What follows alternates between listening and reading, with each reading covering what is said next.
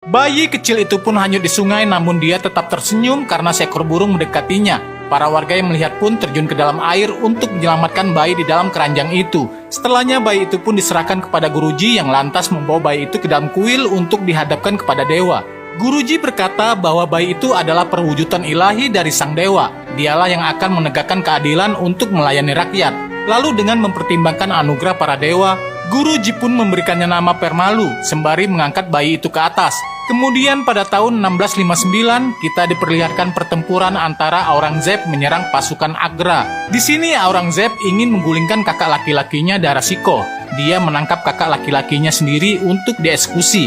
Aurangzeb menawarkan dua pilihan, apakah kakaknya ingin kedudukan atau dia harus pindah keyakinan.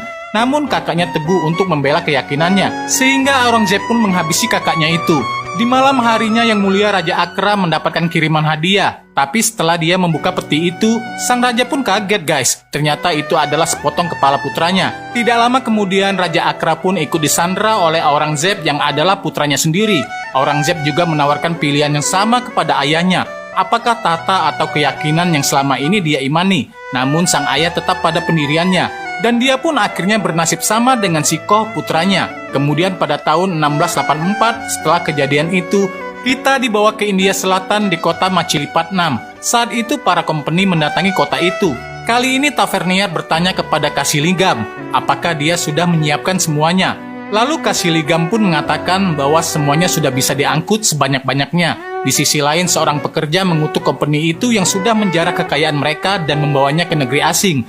Nah, di sini Mimin akan menjelaskan dari mana datangnya berlian-berlian itu dan juga seorang bayi yang hanyut di awal film.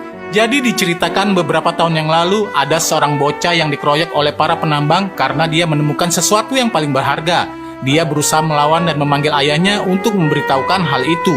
Namun para penambang mengepungnya beramai-ramai untuk merampasnya. Tiba-tiba pengawas pun datang memukulnya sampai dia pun jatuh pingsan.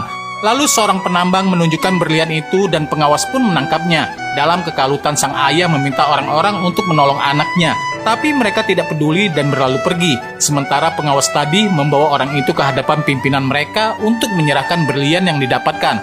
Melihat berlian yang didapatkan lumayan besar, pemimpin itu pun sangat senang. Karena sudah berjasa mendapatkan berlian, pekerja itu pun kemudian diberikan makanan yang sepadan. Sementara bocah tadi dan ayahnya terlihat menyimpan kebencian. Lalu di malam harinya bocah ini pun mengeluh, mengapa hasil kerja keras mereka dirampas oleh penguasa. Kemudian ayahnya pun mengutuk para penguasa yang sudah berbuat zolim, dan dia meyakini bahwa Tuhan tidak akan pernah diam untuk merebut semua yang sudah mereka rampas. Seketika malam itu juga hujan pun turun bertambah deras, yang mengakibatkan